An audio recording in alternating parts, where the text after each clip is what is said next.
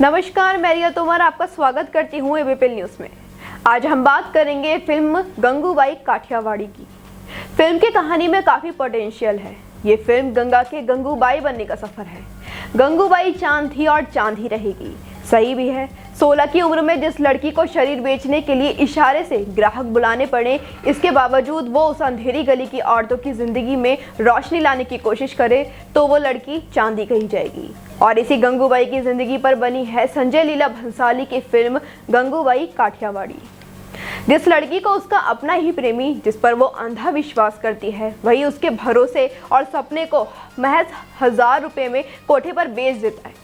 जिसके बाद गंगा हालात से मजबूर होकर घुटने टेक देती है या फिर हालात को ही बदलती है। इस पर ही फिल्म का ताना बाना पिरोया गया है। फिल्म गंगूबाई यानी आलिया भट्ट के सेक्स वर्कर से सोशल वर्कर बनने तक के सफर को दिखाती है।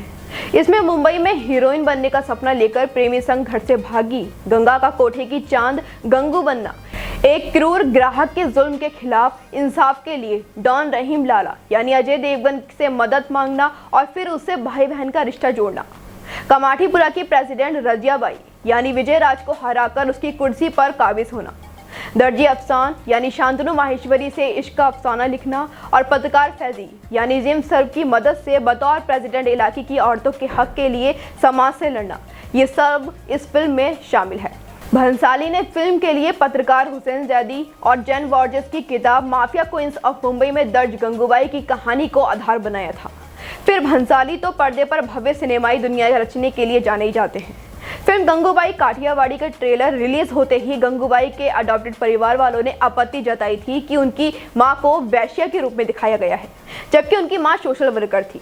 रिलीज से पहले ही फिल्म को लेकर यह विवाद अदालत तक पहुंच गया था, लेकिन जैसे तैसे इसका निपटारा हुआ और फिल्म रिलीज हुई। फिल्म की स्क्रिप्ट उस स्तर तक नहीं है जिस कद के भंसाली खुद हैं और आलिया भट्ट की अदाकारी है। कुछ सीन अच्छे हैं, जैसे आलिया कार में पैर पर पैर चढ़ाए बैठती हैं।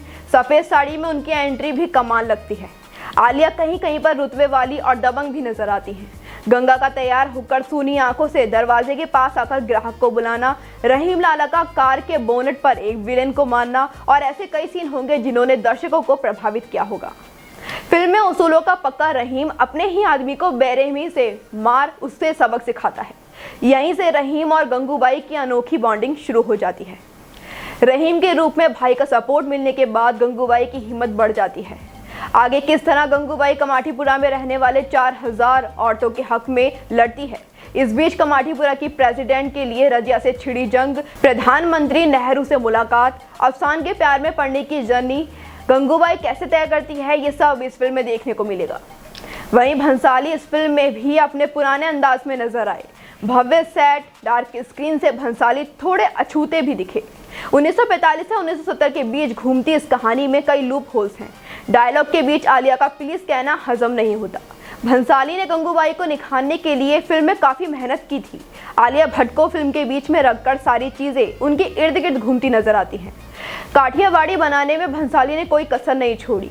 कमाठीपुरा के भव्य सेट, करीने से कोरियोग्राफ्ड भीड़, उस दौर को जमा करते गाने, कड़क सफ़ेद साड़ी में अकड़कर चलती गंगूबाई को और आकर्षक बनाते हैं। इन सब के बावजूद फिल्म गंगूबाई का फर्स्ट हाफ फीका पड़ जाता है। रफ्तार धीमी हो जाती है, वहीं सीन देखे देखे से लगते हैं। म्यूजिक और डांस के मामले में भी फिल्म भंसाली का सिग्नेचर अंदाज देखने को मिला है, लेकिन इसमें कुछ अलग या नवेपन नहीं है। जिंदा दिल गंगा का इंट्रोडक्शन देने के लिए भंसाली ने फिर वही नाच गाने का सहारा लिया, जैसा वो हम दिल दे चुके सनम के ज़माने से करते आ रहे हैं। शॉट भी वही है कि सीक्वेंस में खड़े लोगों के बीच गरबा करती हीरोइन। फिल्म गंगूबाई की शुरुआत में गंगू का दर्द भी उस तरह महसूस नहीं हो पाता जिस तरह होना चाहिए। ये फिल्म अपने रंग में इंटरवल के बाद आती है, जब गंगू अपने जैसों के हक के लिए खड़ी होती है। उसका दर्द, उसका गुस्सा साफ देखने को मिलता है।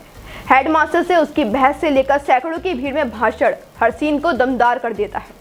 इसके अलावा एक कोठे वाली कैसे अपनी जवान होती बेटी को ग्राहकों की नज़र से बचाने के लिए उसे अफीम चटाकर सुला देती है, कैसे समाज इन बच्चियों को अपने बीच बिठाने लायक नहीं समझता, ये सब सीन बहुत कुछ सोचने को मजबूर करते हैं। बात करें गंगू को पर्दे पर जीने वाली आलिया भट्ट की, तो असल मायने में यहाँ अदाकारी का चांद वही है। अपनी दुबली पतली काया के बावजूद आलिया ने अपने expression, deal doll body language से माफिया क्वीन गंगूबाई के निडर एटीट्यूड को बखूबी उभारा है और आलोचकों को दिखा दिया है कि इस किरदार के लिए उनसे बेहतर चुनाव शायद ही कोई होता। अपनी अपनी भूमिकाओं में अजय देवगन, विजयराज, सीमा पाहवा, शांतनु माहेश्वरी, जिम सर्व जैसे कलाकारों ने भी फिल्म को मजबूती दी है। फिल्म का एक और मजबूत पक्ष इसके डायलॉग्स हैं। प्रकाश कपाड़िया और उत्कर्षणी वशिष्ठ की जोड़ी ने कई जानदार डायलॉग रचे हैं। सुब्रत चक्रवर्ती, अमित रे के प्रोडक्शन डिजाइन और सुदीप चटर्जी की सिनेमेटोग्राफी का फिल्म को खूबसूरत बनाने में अहम योगदान रहा है।